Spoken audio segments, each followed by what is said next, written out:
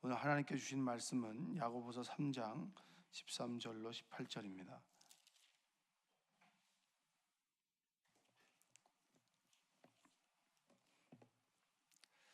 너희 중에 지혜와 총명이 있는 자가 누구냐? 그는 선행으로 말미암아 지혜의 온유함으로 그 행함을 보일지니라.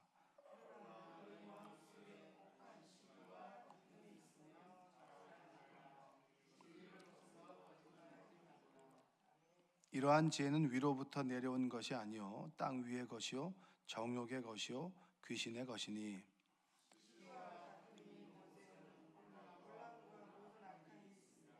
오직 위로부터 난 지혜는 첫째 성결하고 다음에 화평하고 관용하고 양순하며 긍휼과 선한 열매가 가득하고 편견과 거짓이 없나니 화평하게 하는 자들은 화평으로 심어 의의 열매를 거두느니라. 아멘. 오늘도 하나님의 은혜가 여러분의 삶 가운데 함께 하시기를 주님의 이름으로 축원드립니다.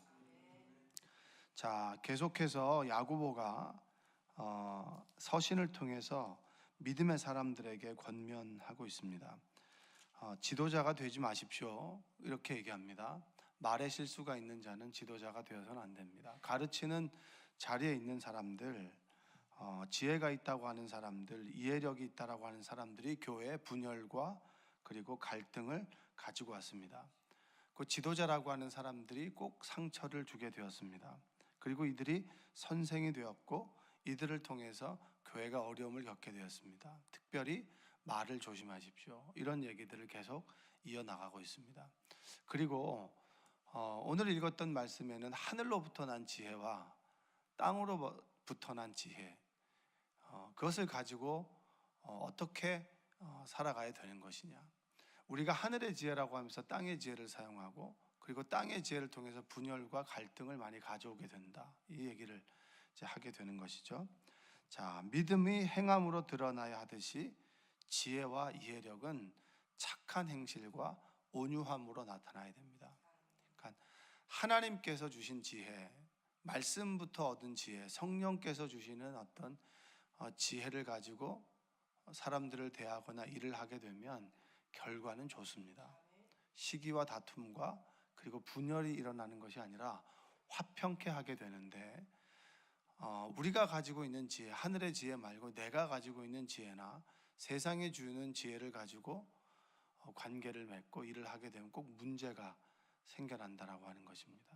그래서 오늘 위로부터 난 지혜, 땅의 지혜, 땅의 것이요, 이렇게 얘기하는 것, 이 두 가지를 구분하여 여러분들이 내가 정말 하나님 주신 지혜로 살아가는 것인지 아니면 그냥 내가 아는 경험이나 세상에서 가진 지식 가지고 세상을 살아가는 것인지를 좀 구별하게 되는 은혜가 있길 바랍니다. 자, 세상의 지혜는 오늘 말씀에 보면 13절에 보니까 너희 중에 지혜와 총명이 있는 자가 누구냐. 총명은 이해력, 이렇게 얘기하면 됩니다. 지혜와 이해력이 있는 사람이 누구냐. 그는 선행으로 말미암아 지혜의 온유함으로 그 행함을 보여라. 자, 믿음은 행함으로 인해서 드러나듯이 하늘로부터 난 지혜는 꼭 드러나게 된다. 그 드러나게 되는데 그것이 지혜의 온유함으로 드러나게 된다.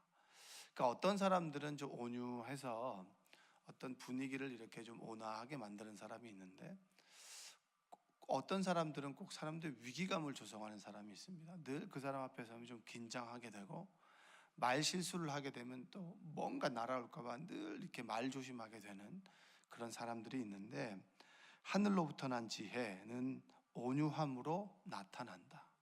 여러분, 온유한 여러분들 되시기 바랍니다. 온유함은 다루어지는 거잖아요, 그렇죠? 사람이 욱하는 성질이 있습니다. 이것이 완전히 없는 것이 아니라 욱하는 성질이 남아있지만, 그러나 말씀으로 다듬어져서 온유함으로, 그러니까 그 야생마가 주인의 말곱비와 채찍에서 다루어져서 야생의 힘은 남아있지만 주인의 그 말에 의해서 핸들링 되는 그 상태가 온유함입니다. 그러니까 하나님의 그 성령으로 하늘에 주신 지혜로 우리의 본래 성품이 아니라 하나님의 성품으로 날마다 다루어지는 것이 온유함입니다. 여러분들 온유한 여러분들 되시기 바랍니다. 나이가 먹으면 먹을수록 온유해지나요? 저절로 되는 건 아닙니다. 육신의 힘이 과거보다는 조금 다르게 약해지죠. 약해지면서 우리의 마음이 온유해지는 것이 아니라 어떻게 보면 더 강팍해지는 거죠. 내 마음은 청춘인데 내 몸이 따라주지 않으니까 더 역정을 내는 사람들이 더 많게 되는 겁니다. 자연스럽게 시간이 가면 갈수록 온유해지는 것이 아니라 온유함은 하나님의 음성으로 성령의 인도하심으로 우리가 다루어지고 하나님 말씀 앞에서 결단하게 될 때 온유함의 사람으로 변화되는 줄로 믿습니다. 여러분들이 온유함의 성품을 갖게 되길 주님의 이름으로 축복합니다. 자, 14절에 보니까 그러나 너희 마음속에 독한 시기와 다툼이 있으면 자랑하지 말라. 진리를 거슬러 거짓말하지 말라. 자, 그 다음에 한번 15절 읽어볼게요. 시작. 이러한 지혜는 위로부터 내려온 것이 아니요 땅 위의 것이요 정욕의 것이요 귀신의 세상의 것이고 그리고 귀신의 것이다. 세상이 가지고 있는 지혜로 우리가 살아가게 될 때 16절에 보니까 시기와 다툼이 있는 곳에는 혼란과 모든 악한 일이 있다. 자, 세상이 가지고 있는 지혜, 우리가 세상적인 지혜, 여러분 우리가 흔히 가지고 있는 사사기에서 소견에 오른 대로 내 가치관대로 서로 내 가치관대로 서로 옳다라고 살아가게 됐을 때 주님을 의지 않고 주님이 주신 지혜를 가지고 살아가지 않았을 때 우리의 삶의 모습 가운데는 이 시기가 뭡니까? 하나님의 열심이 아니라 우리의 열심이에요. 누가 잘하나? 저 사람이 잘 되면 내가 더 잘 돼야지 라고 하는 그것은 하나님의 열심이 아니라 나의 열심이죠. 하나님의 열심은 뭐냐면 너가 잘 되니 좋고 그리고 너가 잘 되었으면 좋겠다라고 하는 게 하나님의 열심이고, 나의 열심은 뭐냐면 이 사람이 잘 되면 배가 아픈 겁니다. 사촌이 땅을 사면 뭐가 되는 거죠? 사촌이 땅을 사면 배가 아픈 것이 아니라 하나님 주신 지혜고 하나님의 사람들은 사촌이 땅을 사면 박수를 쳐주는 거죠. 아, 참 잘 됐다고. 그런데 믿음이 있음에도 불구하고 다른 사람이 잘 되거나 하면 괜히 배 아파하고, 원래 배 아파하는 게 우리 본성이 맞는데 예수님을 믿으면서는 너무 잘 됐다고, 너무 축복한다고. 그리고 뭐 하는 거예요? 하나님, 이 가정이 잘 됐듯이 우리 가정도 잘 되게 해주세요. 그리고 기도하는 것이 바로 하늘로부터 받은 지혜로운 사람입니다. 자, 그 다음에 다툼이죠. 다툼은 시기의 결과입니다. 그릇된 열심의 결과가 뭐죠? 다투는 거죠. 교회 생활하면서 여러분 많이 다투시나요? 의견 다툼이 있나요? 없나요? 다름은 있죠. 다름은 있는데 서로 존중해 주는 것이 하나님께서 주신 지혜입니다. 그런데 세상의 지혜는 뭐죠? 시기로 인한 다툼이 일어나게 돼요. 다툼. 그리고 그 다툼 다음에는 뭐냐면 진리를 거슬러 거짓을 행한다. 자, 하나님 말씀이 있습니다. 원수를 사랑하라고 합니다. 원수를 사랑하라고 하는데 이 원수를 사랑하는 것이 내가 살아가는 그 이제까지의 삶의 모습과 맞지 않아요. 그래서 사랑하지 않게 되죠. 진리를 거스르는 거죠. 그리고 어떤 일을 하게 될 때 조금 눈을 감으면 더 큰 이익을 얻을 수 있습니다. 그럼 뭐죠? 하나님께서 원하시는 길이 아니라, 좁은 길이 아니라 좀 넓고 더 많은 이익과 욕망을 추구해 가는 길을 걷게 되는 것, 그것이 세상의 지혜 아니겠습니까? 그래서 내가 조금만 성공하면 하나님 말씀대로가 아니라 내가 좀 주의를 지키는 것보다, 주의를 온전히 지키는 것보다 주의를 지키지 않고 일하고 세상적으로 나가는 것이 더 행복하고 내 출신에 더 좋은 것이다 라고 하면 진리를 거슬러 충분히 하나님 말씀대로 하나님 말씀을 거역하며 살아가는 것, 그것이 세상이 주는 지혜라고 하는 겁니다. 그것은 늘 거짓을 동반할 수밖에 없죠. 그래서 16절에 뭐라고 얘기합니까? 시기와 다툼이 있는 곳에는 혼란과 모든 악한 일이 있다. 여러분, 하나님이 성령께서 임하지 않고 말씀대로 살아가지 않는 삶은 늘 혼란하고 늘 다툼이 있습니다. 늘 혼란하고 마음의 평안이 없어요. 여러분, 예수님을 믿으면서 우리가 갖게 되는 첫 번째 가장 큰 복은 뭡니까? 마음의 평안함 아닙니까? 하늘로부터 내려온 평안함이 우리 가운데 있는 거죠. 불안하고 그리고 늘 뭔가에 쫓기는 삶에서 예수님을 믿음으로 인해서 마음이 평안해지는 것. 출렁이는 배 가운데 있어요. 제자들과 예수님께서 갈릴리 바닷가를 건너가게 될 때 갑자기 풍랑이 일어나 노을이 일어나게 됐습니다. 막 출렁이게 되어서 막 사람들이 빠져 죽게 됐습니다. 예수님께서 뱃머리에 주무시는 거예요. 제자들은 우리가 죽게 되었습니다. 죽게 된 상황 속에 잠을 자는 사람도 이상하고, 그리고 잠을 자는 사람을 깨워서 우리가 죽게 되었다고 말하는 상황도 이상한 거예요.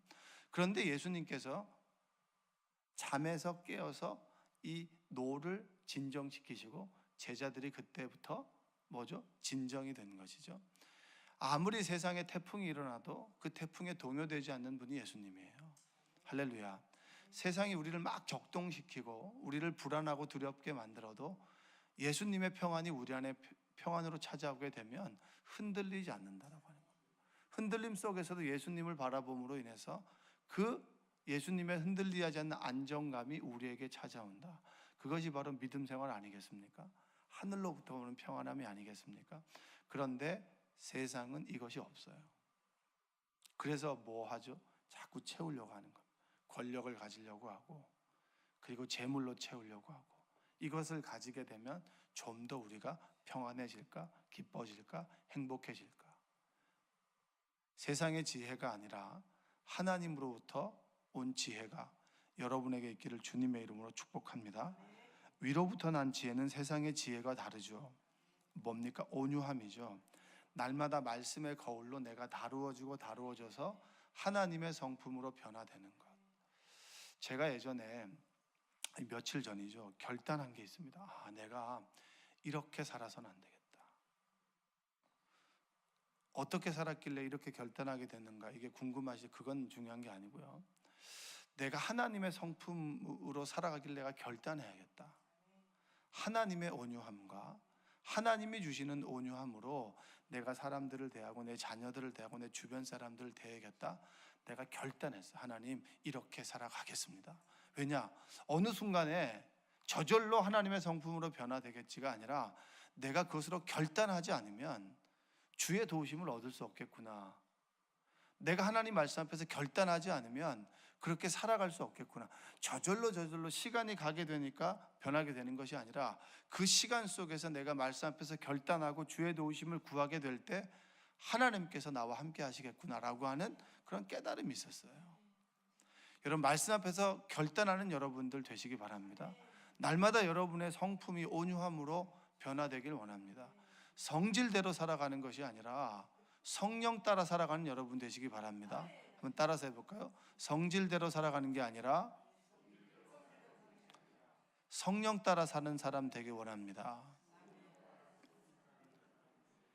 내 성질대로 신앙생활 하는 사람도 많아요. 그래서 오죽하면 믿는 사람들도 그러잖아요. 세상보다 교회가 더하다고. 원래 더한 사람들이 오는 거예요. 한가닥 하는 사람들이 다 교회 오는 거예요. 원래 한가닥 하는 사람들. 근데 한가닥 하는 사람들이 예수님에 의해서 다루어져야 되는데 그 한가닥이 교회에서 나타나면 안 되잖아요. 어제보다 오늘이 좀 낫고, 그리고 오늘보다 내일이 다 나을 것이라고 하는 희망과 소망을 가지고 살아가는 사람들 아닙니까? 여러분, 주님께서는 여러분들 그대로 놔두지 않아요. 이 모난 성품을 자꾸 다루시지 그대로 놔두지 않아요. 그래서 갈등이 있게 되고, 그리고 부딪힘이 있게 되고, 그리고 어려움이 찾아오게 될 때 그것이 하나님께서 나를 다루는 주님의 손길이라고 믿고 내가 다루어져야 되죠. 저 사람만 보면 왠지 기분이 나쁘고, 저 사람만 보면은 왠지 정말 상종하기 싫은 사람이 있어요, 없어요? 근데 왜 주변에 그 사람이 있어요? 하나님께서 나를 다루시기 위해서. 그러면 저 사람과 안 보는 것이 아니라 저 사람을 통해서 내 모습을 보고, 주로 보기 싫은 사람은 내가 싫은 행동을 그 사람이 할 때 보기 싫은 거예요. 내 삶의 모습이 투사가 되는 거죠. 여러분, 자식들 중에서 그렇게 하는 행동이 미운 애는 뭐예요? 내가 하는 행동을 안 했으면 좋겠는데 걔가 나의 행동을 똑같이 할 때 그때 자식이 미운 거 아니겠습니까? 이게 투사라 그래요. 투사. 내 모습이 저 사람에게 투사되는 거. 그래서 저 사람을 통해서 나의 싫은 모습을 보게 될 때 저 사람이 싫은 겁니다. 그러면 그 행동을 통해서 나를 돌아보고, 하나님, 제가 이런 모습이 있는데 다루어지길 원합니다. 변화되길 원합니다. 주님의 모습으로 변화되길 원합니다. 그것이 바로 모세가 하나님에 의해서 40년 동안 다루어져서 욱해서 사람을 죽였던 살인자가 지면에서 가장 온유한 사람이 되었다라고 하는 평가를 들었습니다. 여러분, 그 40년 동안 온유함으로 다루어지는 시간이 얼마나 힘들었을까요? 그런데 우리는 그것은 별로 중요하게 생각하지 않고 모세의 온유함만 생각합니다. 여러분들도 지금 다루어지고 있고 여러분들도 지금 온유함으로 변화되고 있다라고 하는 그런 희망과 소망이 있기를 주님의 이름으로 축복합니다. 위로부터 난 지혜는 성결함이죠. 성결함. 17절에 보면 오직 위로부터 난 지혜는 첫째 성결하고 다음에 화평하고 관용하고 양순하며 긍휼과 선한 열매가 가득하고 편견과 거짓이 없다, 이렇게 됩니다. 하나님으로부터 난 지혜, 하나님으로부터 난 성령께서 이끄시는 우리의 지혜는 무엇이냐면 바로 성결함이죠. 성결함. 성결은 혼합되지 않는 거예요. 여러분, 우리는 원래 혼합되어서 살아가는 사람들입니다. 선한 양심이 양심대로 살아간다 그랬을 때, 여러분, 양심이 세상의 기준이 될 수는 없습니다. 삶의 기준이 될 수는 없어요. 우리가 선과 악을 구별하는 열매를 먹고 난 다음에 양심이 타락한 거예요. 그 제대로 작동하지 않는데, 우리가 예수님을 영접함으로 해서 성령께서 양심을 통해서 역사하는 경우들이 많아요. 그랬을 때 양심은 뭐죠? 더러움과 섞이지 않는 것입니다. 우리는 원래 섞여 있다가 어느 순간 성령께서 우리를 조명하게 될 때 나의 모습 가운데 악한 것과 선한 것이 공존하게 됐을 때 자꾸 악한 것을 밀어내게 되는 겁니다. 이게 성결함이에요. 여러분들이 날마다 주님의 성결함으로 변화되시길 원합니다. 하나님과의 올바른 관계를 맺음으로 인해서 사람들과도 올바른 관계를 맺어나가길 원합니다. 그리고 화평이죠. 화평은 평화를 만드는 것입니다. 꼭 보면은 자꾸 다툼을 조장하는 사람들이 있어요. 꼭 보면 이제 그 안 좋은 말들을 들춰내는 게 있어요. 그젠가 이틀 전인가 우리 아들이 아침에 와가지고 그 지 동생이 학원을 가야 되는데 학원 시간보다 넘은 시간에 뭘 먹으면서 걸어갔다는 거예요. 그걸 아침에 저한테 얘기를 하는 거예요. 그 아침 전날에 있었던 것들을 일어나자마자 저에게 찾아와가지고 고자질을 하는 거예요. 진짜 혼냈어요. 너 인생 그렇게 살지 말라고. 응? 동생을 덮어줘야지 네가 그러다 네가 들춰내서 무슨 네가 선한 인간이 되겠냐고. 그래가지고 꼭 저는 혼낼 때 들춰내는 것보다 자신의 잘못을 먼저 고백하면 우선은 제가 좀 화를 누그러뜨리는데, 그렇게 살지 말라고. 여러분도 그렇게 살지 마세요. 다른 사람들 자꾸 허물을 들춰내고 자꾸 저 사람이 저랬다고 그렇게 들춰내지 마세요. 왜 예수님의 사랑이 좋은 건가요? 허물을 덮어주잖아요. 예? 죄가 가려진 사람은 복이 있다라고 하지 않았습니까? 여러분이 예수님을 믿고 가장 큰 축복은 뭡니까? 내 죄가 가려지는 건데 자꾸 쑤셔가지고 저 사람이 과거에 어땠다고, 내가 지난 여름에 한 것을 알고 있다고 그런 얘기하지 마시고 단점들은 자꾸 잊어버리시고 장점만 얘기하세요. 장점만 얘기해도 정말 짧은 세상인데 자꾸 우리는 자꾸 좋은 것들은 작게 보이고 좋지 않은 것들은 크게 보이는 그런 모습이 있어요.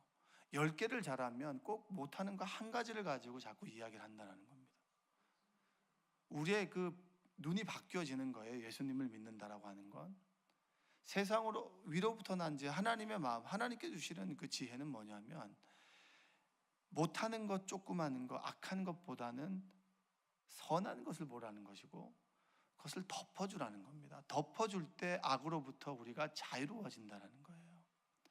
부부싸움 할 때 꼭 보면 10년 전, 20년 거 자꾸 들춰내가지고 그거 자꾸 얘기하면 싸움이 종료가 됩니까? 종료가 되지 않습니까? 당신 예전에 몇 월 며칠 날 그런 거 내가 알고 있다고. 그거 뭐 기억해서 얘기해서 뭐 좋을 게 뭐가 있겠어요? 더 싸움이 극으로 갈 수밖에 없죠. 여러분, 화평케 하는 여러분들 되시기 원합니다. 평화를 만들어가는 여러분 되시기 바랍니다. 평화는 우리가 정말 결단해야 돼요. 그리고 허물을 덮어주는 겁니다. 찢는 것은 모두가 잘하는 것인데 덮는 것은 아무나 하는 건 아니에요. 성령께서 우리와 함께 할 때 우리가 덮어줄 수 있고 화평케 됩니다. 자, 그리고 위로부터 난 지혜의 삶의 열매가 긍휼과 선한 열매죠. 긍휼은 실제적인 도움입니다. 불쌍히 여기는 마음을 넘어서서 내 것을 나누어 주는 거예요. 선한 사마리아인처럼. 강도 맞은 자의 이웃이 누구냐라고 예수님께서 물었을 때 제사장이 지나가고 레위가 지나갔습니다. 그 사람들도 아파하는 마음은 가졌어요. 그러나 도와주는 것까지가 긍휼이고 그 긍휼은 선한 열매를 맺게 되는 것입니다. 그리고 마지막에 18절 한번 읽어볼까요? 화평하게 하는 자들은 화평으로 심어 의의 열매를 건. 화평케 하는 자는 화평의 열매를 거두게 됩니다. 여러분들이 정말 내 지식과 내 경험에 따라 살아가지 않고 날마다 주의 도우심을 구하는 여러분들 되시기 원합니다. 그게 세상으로부터 난 지혜로 살아가는 거예요. 하나님, 내가 오늘 이런 일을 해야 됩니다. 저는 요즘 기도하는 것 중에 하나가 이번 주일에 골든벨을 하게 되는데 사람들의 이 내면에 있는 욕망들이 좀 잠재해지길 원합니다. 이 답이 맞는데 저 답이 맞는데 다툼이 없길 원합니다. 이런 기도부터 시작해서 아주 구체적으로 기도합니다. 여러분들이 정말 날마다 어떤 일을 하게 될 때 하나님 여기 지혜를 주시옵소서. 하나님께서 함께 하셔서 모든 것들이 은혜롭게 화평하게 아름답게 일이 이루어지길 원합니다. 그리고 오늘 만나는 사람들 속에서도 내가 선한 영향력을 주길 원합니다. 또한 선한 영향력을 받길 원합니다. 날마다 조그만 것이라도 기도하고 간구할 때 하나님께서 주신 지혜가 여러분의 삶을 이끌어가게 될 줄로 믿습니다. 기도하겠습니다. 사랑과 은혜가 풍성하신 아버지 하나님, 감사합니다. 오늘도 야고보를 통해서 우리에게 주시는 말씀을 깨닫게 되었습니다. 세상이 주는 지혜로 살아가느냐, 아니면 하나님의 지혜를 간구하고 하나님의 지혜를 가지고 살아가느냐, 그것의 열매는 다르고, 그리고 세상이 주는 지혜보다 하늘로부터 오는 지혜를 가지고 살아가는 우리의 삶이 되도록 주여 도와주시옵소서. 우리가 혼재될 때가 있습니다. 이것이 하나님의 지혜인지 이거 세상의 지혜인지 구별되지 않고 이것이 무엇인지가 혼란할 때 주님께서 분별력을 주시고 하늘로부터 오는 평안함과 기쁨과 소망을 가지고 하나님의 지혜를 통해서 어떤 일을 해결할 때 귀한 선한 열매가 우리의 삶 속에 맺어질 수 있도록 주님 도와주시옵소서. 예수님의 이름으로 기도합니다. 아멘.